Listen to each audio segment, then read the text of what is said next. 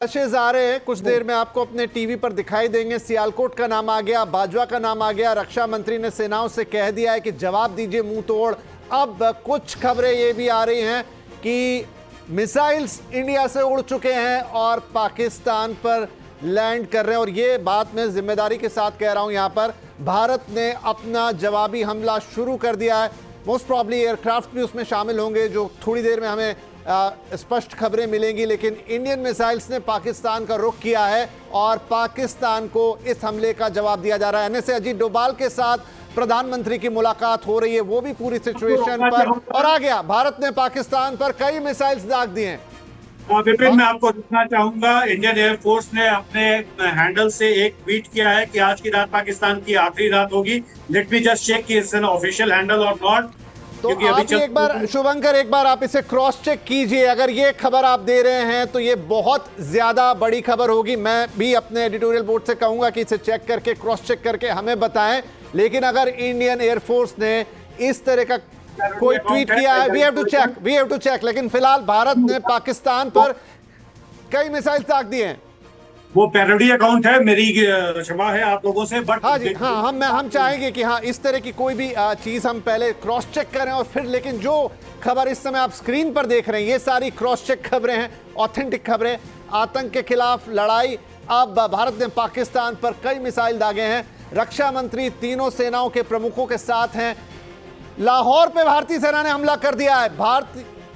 लाहौर पे भारतीय सेना का हमला, ये काफी बड़ी खबर है। 265 के बाद पहली बार लाहौर पे भारतीय सेना ने अटैक किया। जी हाँ शुभंकर, जोड़ रहे हैं आप, इसमें कुछ भी जोड़िए। मैं आपको बोल रहा था नितिन कि अब वो टाइम आ गया है कि एस्केलेशन लैडर पे अब हमें अपना ऊंचा हाथ रखना पड़ेगा। और मुझे बहुत खुशी है कि मेरी बात, मैं ये नहीं बोल सकता कि मेरी बात सरकार ने सुनी, बट मेरा ये है कि मेरा अंदाजा सही निकला। और मुझे बहुत खुशी है कि अब हम चढ़ के हमला कर रहे हैं।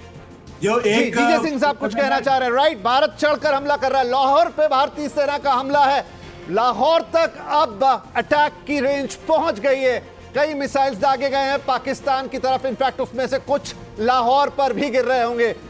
जनरल सिंह, देखिए, मैं बहुत पहले कह दिया था कि ब्रीच तो ऑलरेडी हो चुका था। जब मैंने आपको खबर दी थी कि 2 JF उनके गिरा दिए हैं और F-16 गिराया है।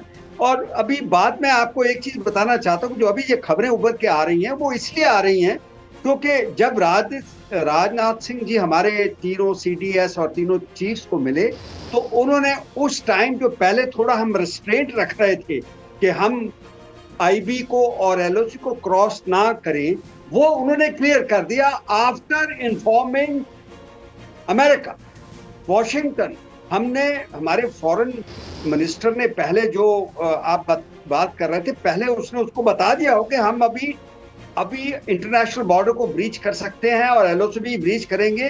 तो इस टाइम आप समझ सकते हैं कि ये फुल स्केल कॉन्फ्लिक्ट शुरू हो चुका है। अब आगे कैसे बढ़ेगा ये बहुत ही इमेच्योर होगा मेरे लिए कहना, इसलिए क्योंकि सुबह तक मुझे तो ऐसे लग रहा है कि अगर पाकिस्तान की कराची हार्बर के ऊपर नेवी अपना फ्रंट खोल सकती है, तो मैं समझता हूं कि सुबह तक या कल शाम तक पाकिस्तान की फौज अपने घुटनों पे आ जाएगी, सरेंडर हो जाएगा। जहां ऐसे हो सकता है कि हम POK को पूरा अपने हाथ में ले लें।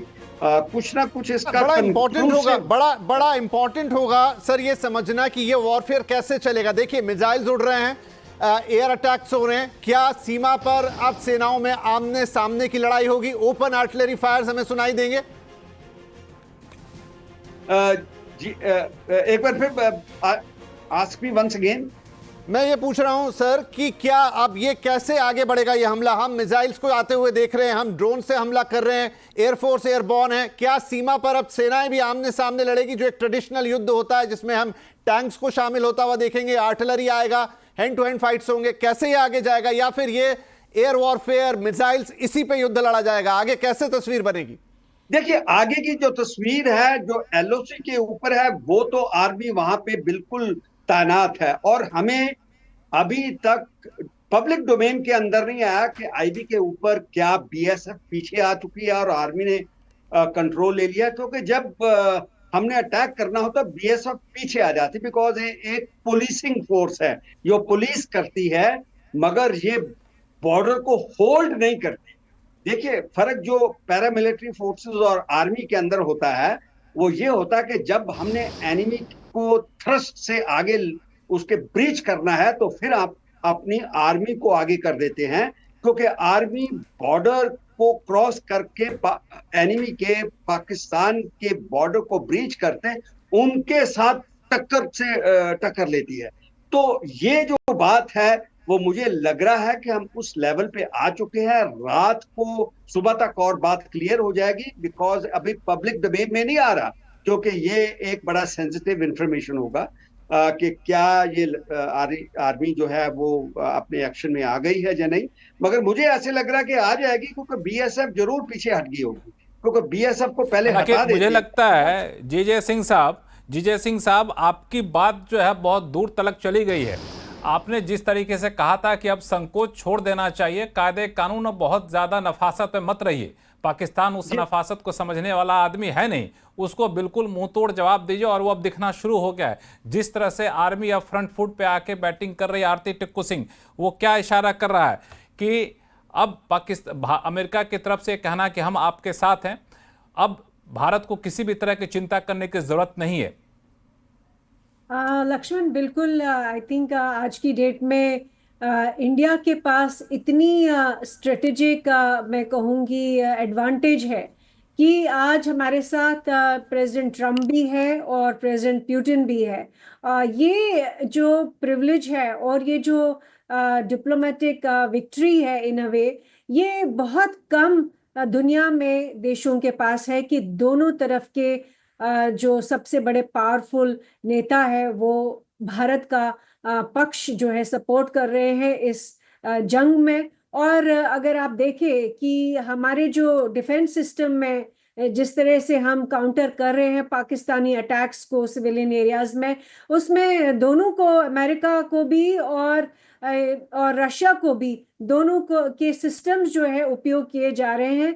और वो दिखाता है कि इंडिया की जो डिफेंस स्ट्रैटेजी है वो बहुत मजबूत रही है, बहुत समझदार रही है। और आज मुझे लगता है हम उस मकाम पे पहुंच चुके हैं कि जब भारतीय फोर्सेस को, भारतीय मिलिट्री, नेवी और एयरफोर्स जो है वो इतने सक्षम है कि हम लाइन ऑफ कंट्रोल को खत्म कर ले इतिहास के लिए और आने वाली पुश्तों के लिए। और हम जो हमारी जमीन पीओजेके और गिलगित बल्तिस्तान है उस पे वापस से अपना धावा जो है, हमारा जो हिस्टोरिक क्लेम है उस पे, वो हम उसको पूरा कर पाए आज।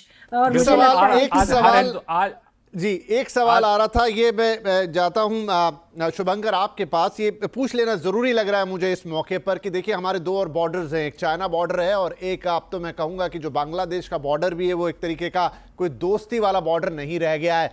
डेफिनेटली हमारे फोर्सेस के दिमाग में वो सब भी होगा, लेकिन क्या किसी तरह के खतरे की आशंका टैक्टिकली हो सकती है वहां से?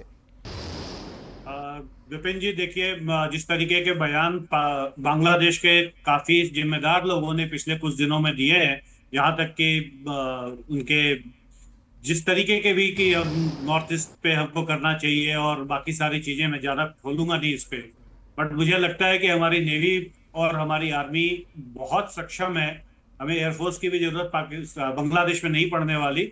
हमारा सिर्फ एक प्रेजेंस जो बे ऑफ बंगाल है, बंगाल की खाड़ी में, अगर हमारा प्रेजेंस ही नेवी का सिर्फ और सिर्फ इतना ही होना बांग्लादेश को घुटने पे ला सकता है और उनकी मतलब नानी दादी सारी बराबर हो सकती है। और इस बारे में मुझे लगता है कि कमोडोर जीजे सिंह साहब सबसे बेहतर तरीके से आपको बता सकते हैं कि बांग्लादेश की जान सुखाने का तरीका किस तरीके से नेवी के पास है।